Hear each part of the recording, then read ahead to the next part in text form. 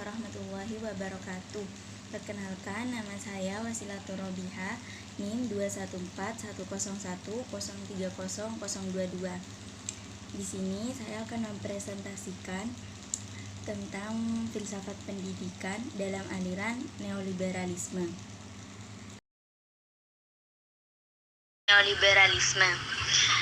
Neoliberalisme di sini dalam berbagai literatur kritis memiliki definisi konsep yang sangat luas.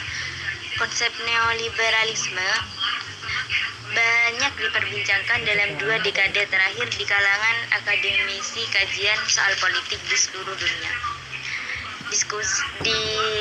Diskursus mengenai neoliberalisme khususnya di kalangan akademisi dan pakar sosial politik yang menggunakan konsep tersebut secara merendah dan menggambarkan apa yang mereka anggap sebagai penyebaran kapitalisme dan konsumerisme global.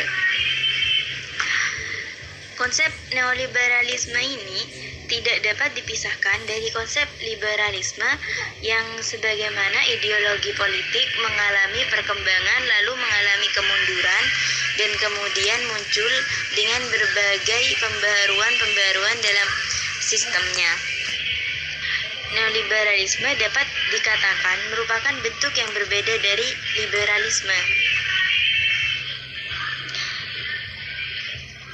Karena dalam sistem perekonomian yang mengharuskan pengurangan intervensi negara atas individu karena tugas pemerintah hanya sampai pada menciptakan ekosistem perekonomian yang ramah terhadap perkembangan modal. Selanjutnya, keunggulan dan kelemahan filsafatnya. Setelah diuraikan panjang lebar tentang neoliberalisme, dapat kita analisis kekurangan dan kelebihan dari sistem ekonomi neoliberal secara analisis SWOT. Analisis SWOT adalah identifikasi berbagai faktor secara sistematis untuk merumuskan strategi.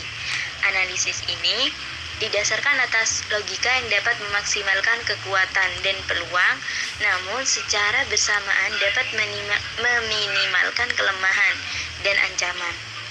Analisis ini digunakan untuk mengukur kekuatan dan kelemahan dari sistem ekonomi neoliberal dan peluang serta ancaman jika sistem ekonomi ini dalam kegiatan bisnis perekonomian. Dalam analisis ini, kekuatan dan kelemahan merupakan dominasi yang dimiliki oleh pihak internal, bisa saja seperti regulasi dan peraturan pemerintah, para ekonom, dan sebagainya. Peluang dan ancaman merupakan keadaan yang datang atau situasi yang terjadi di pihak eksternal, bisa saja seperti pihak asing yang merupakan pelaku ekonomi di Indonesia, para investor luar negeri, dan sebagainya, seperti itu. Selanjutnya, keunggulan filsafat aliran neoliberalisme. Keunggulan filsafatnya yang pertama itu pertumbuhan ekonomi tinggi karena semua pihak bebas untuk berinvestasi. Tidak ada aturan yang membatasi kemampuan investasi. Selanjutnya, daya beli masyarakat ditingkatkan, yaitu stimulus UMR naik.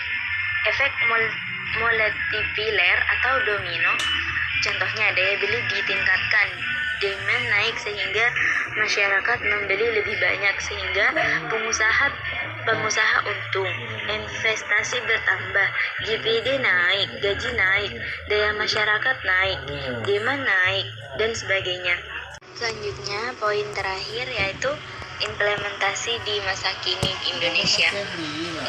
Jadi, dampak yang dirasakan negara berkembang seperti Indonesia dengan studi kasus yang nyata yaitu kasus PT Freeport yang menguasai mengeksploitasi gunung emas Gasberg yang punya deposit emas 500 triliun dan Indonesia hanya mendapatkan royalti yang sangat sedikit terhadap apa yang dimilikinya. Sebagai negara berkembang hanya bisa pasrah terhadap keadaan yang menimpa tersebut. Apabila dapat dikelola sendiri, keadaan bangsa pasti berubah. Masih banyak problematika di berbagai bidang yang ada di Indonesia yang menjadi PR kita semua untuk keluar dari zona penjajahan era modern neoliberalisme. Perkembangan neoliberalisme di Indonesia dimulai sejak Orde Baru pada saat kepemimpinan Presiden Soeharto. Membaiknya hubungan politik Indonesia dengan negara barat membuat arus penanaman modal asing cepat di Indonesia disertai meningkatnya utang luar negeri. Pada awal 1970, tergesernya sistem ekonomi Indonesia karena kapitalisme semakin terlihat dengan dibentuknya Intergovernment